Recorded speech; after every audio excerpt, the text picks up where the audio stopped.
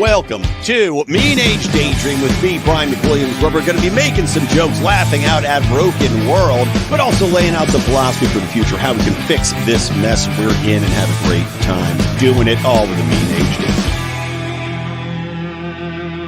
Daydream. Hey everybody, apologies, this episode may not have the best audio, may not have the best video. My daughter is bugging me. I specifically asked you to leave me alone for 20 minutes, Logan. So, gonna be an interesting episode. Okay, bye-bye. Literally within the first 30 seconds of the episode, my daughter, who I asked to leave me alone, is like, there's an upstairs corridor here where air comes in. And of course, she's yelling down the corridor. Anyway, guys, I'm gonna kill my daughter. No, I'm just kidding. Just kidding. No, she's gonna live. No, so I'm in Paris. We're at the family. We're doing a little vacation here. So apologies. I didn't bring my mic. I didn't want to travel with it and risk it being knocked around and banged up. So I'm sorry if the audio quality is a little less than usual. Hopefully the Wi-Fi isn't going to die. It's been a little spotty here. And what's interesting is that I didn't realize this, but because of the censorship demands put on Rumble, as far as taking content down, moderating quote-unquote hate speech, etc., I cannot live stream to Rumble, which is something I did not expect. So this is on YouTube, it's on Twitter, but it ain't going to be on Rumble until I can actually physically upload the video after I download it. So, and get back to the United States for that matter. So anyway, bear with me, but I didn't want to leave you hanging, give you some quick thoughts here. First being that it is pretty interesting. I didn't realize I wasn't able to live stream because I changed my profile picture on X and they locked my account down for 4 days. Apparently that's a thing. So if you're wondering why we weren't live streaming, that's why. And here in Paris, there was a couple things I was curious to see because there have been reports that all of Europe, but especially in Paris, they've been overrun with a lot of mass migration, right? A lot of, African nations coming in, quote unquote, military age men coming in. I've seen none of that here. Now, that doesn't mean it's not happening because when I was in Beijing for the Olympics back in 2008, the homeless, the, riffraff, the everything, they really clamped down, moved all the migrants out, moved all the homeless out, moved everything out that was unpalatable to foreign audiences, right? And I think Russia did the same thing during theirs. And in Beijing, they had put up literal wall barriers in some of the areas that would have led to a slum. So here in Paris, I'm not seeing wall barriers as much, but what's curious is that they have massive fences put up. And these fences are barricading off a lot of the neighborhoods, and you have to show that you're staying in the neighborhood in order to get in there. Now, this is to protect the local regions from being overrun with tourists, I'm guessing.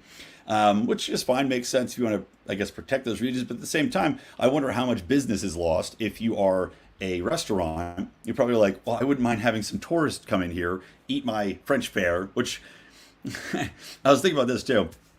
I'm here. I'm like, oh, let's get some good French food, right? What's it known for? Well, I'm like, okay, beef bourguignon, escargot. You've got your crepes. You've got your, very specific French thing, steak frites.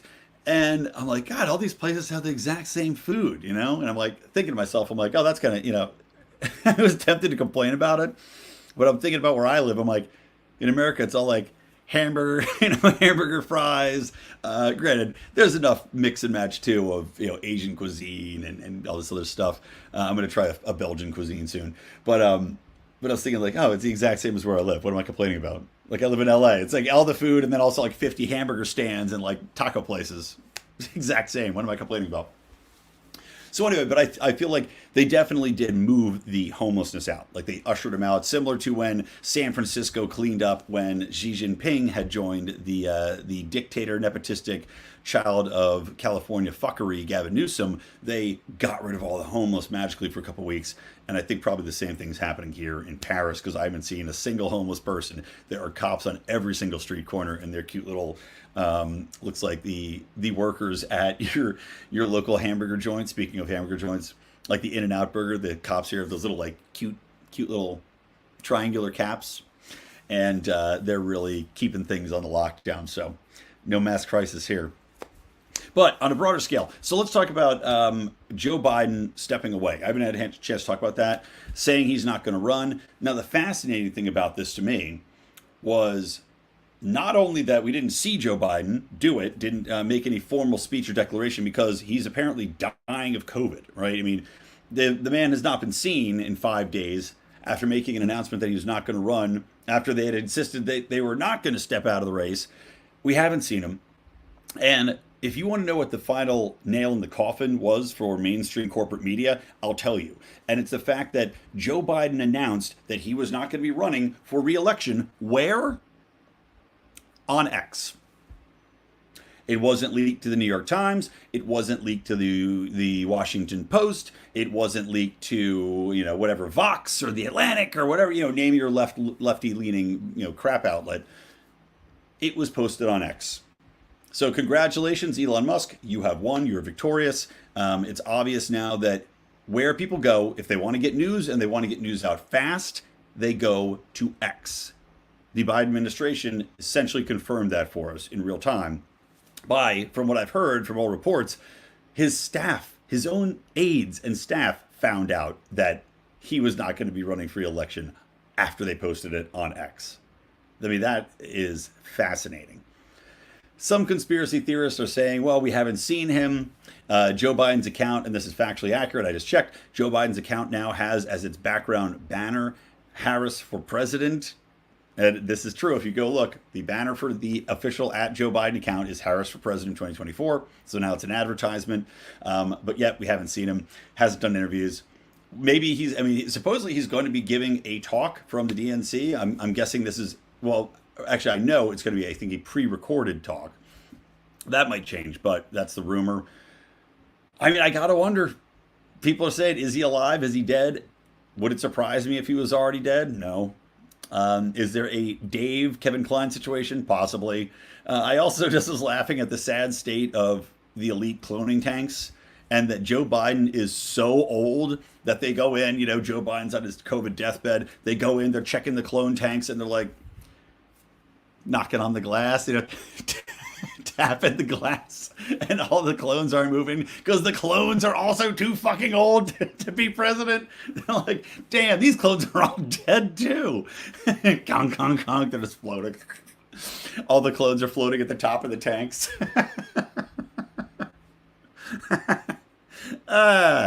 Really make myself laugh that hard, but that's good job, Brian. Funny joke.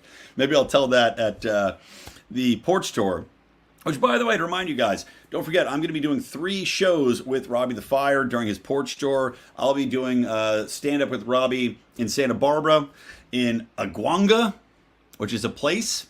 I have looked it up. And also at my very own house. And that's going to be August 2nd, 3rd, and 4th.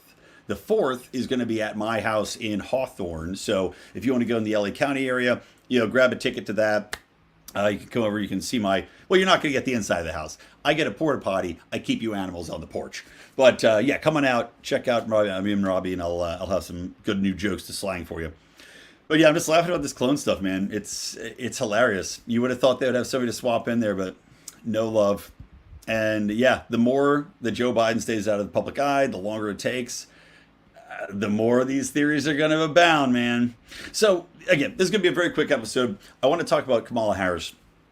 So Kamala, she is now gotten enough delegates confirmed that she essentially is the pick. We had talked before about how this is the most undemocratic thing possible. The Democrats saying that democracy is under attack, and then essentially Biden steps down.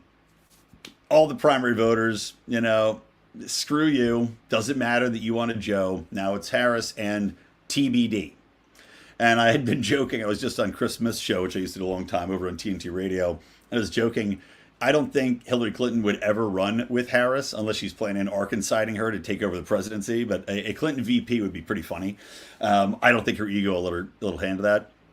But it would be funny to see them paired up. You've got 2 of the most psychotically inhuman, cackling women that have ever existed. Just like they both have that knee-jerk reaction of giving AI-generated lizard person what would a human look like and sound like if they were trying to laugh. Kamala always is doing this. And then Hillary's the same way. Hillary's laughing. I mean, the way she rears back, it's like... So, of course, what would their campaign slogan be? Cackling / Harpies 2024. But she's now throwing out a bunch of different people that could be her VP picks in this non-democratic process here. So she apparently has got, oh yes, I said over 3,000 delegates have now confirmed that they will be going with her.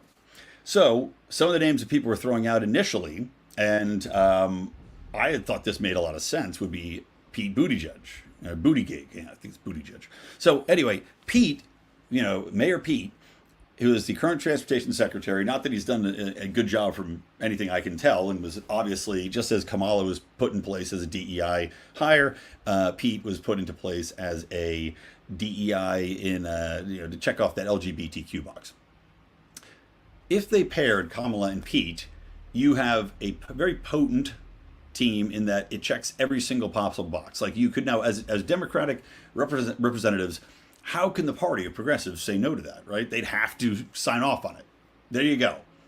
The thing is, I don't know if that's going to win over the population. I don't think Harris honestly has any chance to beat Trump in general. I think it's a zero-sum game. She's so unlikable. She's so unbelievably terrible. And the Democrats completely painted themselves into a corner here, as we've discussed previously on this show. If you're an everyday American, you're like, okay, so now you got two incompetent chuds that were checking boxes and put into this place. Granted, they're young, right? But you've got cackling inept harpy over here who, if somebody can name me anything she's accomplished, the Democrats are saying that she's done this amazing job. Nobody knows what she has done. Nobody can name anything she has accomplished. Her one thing was the border that she got put in charge of, which, in another conspiracy theory, was, hey, there's Fred. What's up, Fred? Sorry I can't visit your town, buddy. I would have loved it. Sorry, Fred the French ANCAP invited me to visit his town an hour outside of Paris, but it's just not going to be possible for me to get to. Bonjour. So Harris, she failed the only thing that she's been assigned.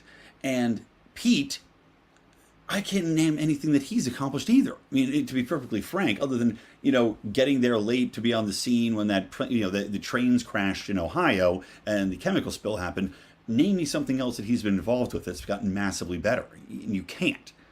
So who else would be a pick? Let's say somebody from the Midwest, they're talking about Roy in there. They're talking about possibly Shapiro from Pennsylvania. I guess that makes sense. You're talking about, I didn't even know who else you'd chuck in there. Gretchen Whitmer, which Gretchen Whitmer, by the way, would be psychotic. Then you've got, again, a female-female ticket. So you're going to lose a lot of male voters right off the bat. Say what you want. I don't think you can have a female-female ticket in there because, number one, people will just, on the surface, are still going to say, I want a man in there. And this is women as well are going to say, I want a man in that ticket. And two, you now are pairing, again, similar to Hillary Clinton and Kamala Harris, an unbelievably unlikable figure in Harris with another unbelievably unlikable figure in Gretchen Whitmer. Gretchen Whitmer looks just like Matt Gaetz. If you saw Matt Gaetz and his crazy Botox Joker face at the Republican National Convention, Gretchen Whitmer looks exactly the same. She's got such a distorted, grotesque Caitlyn Jenner face because of so much surgery. It's like pulled back tight. It's like out of the movie Brazil. And she was one of the most egregious abusers of COVID lockdowns, of, I'm going to arrest people for going out on a lake on a boat by themselves. I'm going to expand the authoritarian powers and never give them up. She's Gavin Newsom terrible. So there is absolutely no chance in hell that a Whitmer-Harris ticket would go anywhere but straight into the tank. And again, I don't think there's anybody she could put in that place except maybe Manchin. And I think there's been rumors that Joe Manchin, who is notorious for going independent and leaving the Democratic Party, and then voting really on centrist lines, he would cross the boundary to vote for some common sense legislation. If you want to have a candidate that actually makes sense, it's Joe Manchin. Because he could talk to, okay, yeah, Kamala's over here, but I'm more common sense. I voted this way. I can show you my record. I can show you that I'm not a progressive psychopath here. And I'm going to try to balance this ticket out. Would it work? I still think no. Once Trump got his ear pierced, this race was over. I think that the vast majority of people look at everything that's been done, as we talked about last episode, that bubble popping in regards to all the media lies, all the distrust, all the rhetoric that's been thrown around about Donald Trump. There's no way he's not going to win. It's a done deal. But That being said, there's a lot of time left, and this is high drama. I love to see a flaming bin of trash rolling down the street, and that's what we are in for. So, all right, guys, that's going to wrap it up. As I said, very short episode here. I got to get back to family stuff and, traipsing around Gay Paris. So, thank you for joining for the short episode. I will be back. I'll be jet lagged as all fuck, but I get back on Tuesday next week. So it may be a live record on Wednesday. Might be a little bit of a delayed distribution on that episode as well, but I will return. And for those of you that are in the Lions of Liberty Pride, don't forget you can support us by going to Patreon/Lions of Liberty or lionsofliberty.locals.